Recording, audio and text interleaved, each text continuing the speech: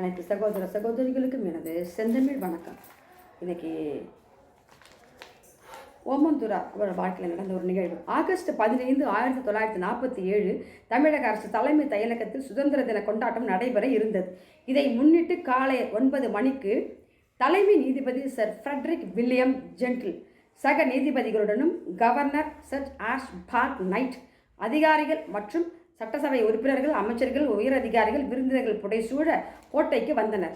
இராணுவத்தினர் பேண்ட் வாத்தியங்கள் மூலம் ஆடுவோமே பல்லு பாடுவோமே ஆனந்த சுதந்திரம் அடைந்து விட்டோம் என்ற இந்த பாரதியார் பாடலை வாசித்தனர்.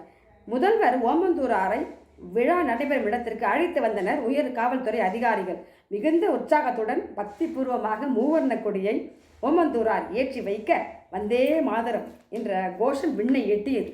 தலைமை நீதிபதி சர் ஃப்ரெட்ரிக் வில்லியம் ஜென்டில் வலது கரத்தை உயர்த்தி பல ஆண்டுகள் இந்தியாவை